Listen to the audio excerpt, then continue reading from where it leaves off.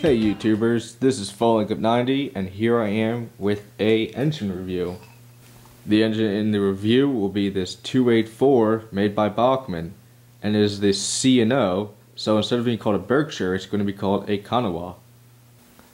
Now if you don't know what 284 means, that is the wheel arrangement used on the steam locomotives, where in this case it's 2, which is 1 pilot wheel on each side, 8, which is 4 driving wheels on each side, and 4, which is 2 trailing trucks on each side. So it makes it 284.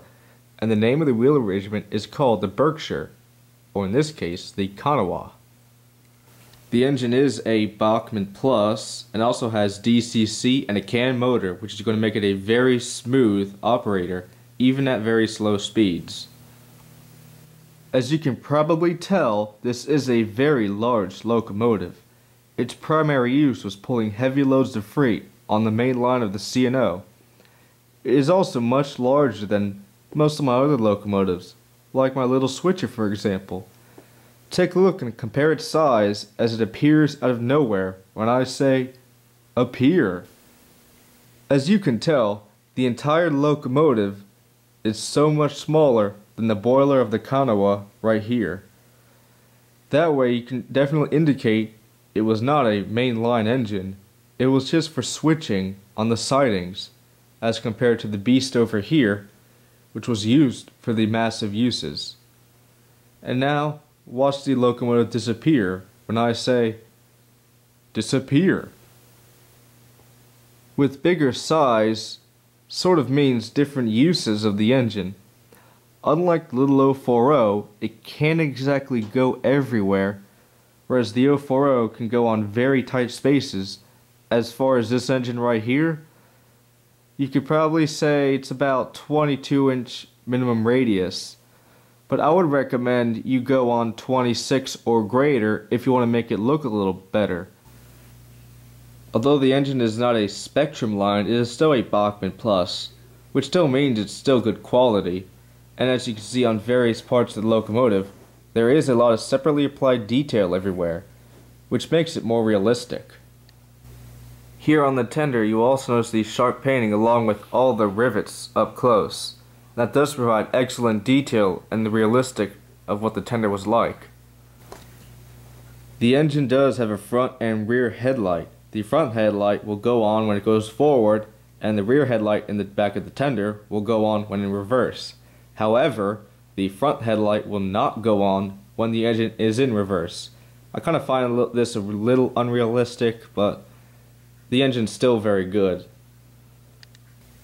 Another problem with the locomotive is sort of the realistic accuracy that Bachmann tries to have.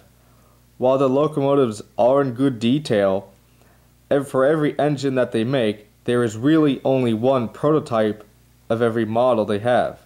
Like take this 284 for example. It says on the builder's plate that it was built by the Lima Locomotive Works in March of 1945. The real 2760, however, was built by Alco in 1947.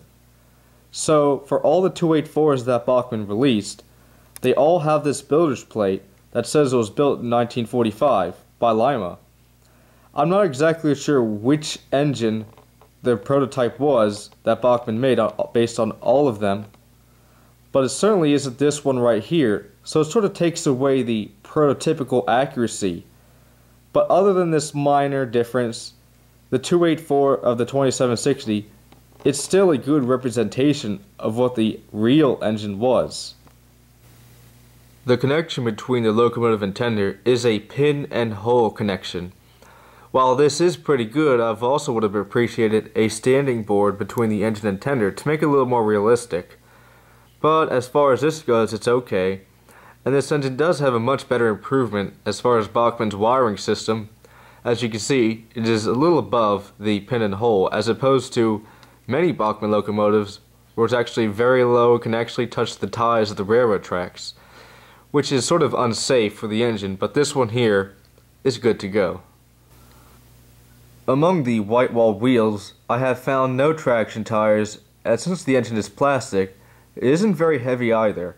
However though, this engine is still a very good puller, as I will demonstrate a little later. While the locomotive isn't accurate enough to be the exact model of the prototype which still exists today, it's still a realistic locomotive of the C&O, and it is a cheaper alternate compared to the Broadway Limited or the likes of Mike's Train House. So I'd recommend it and give it a thumbs up.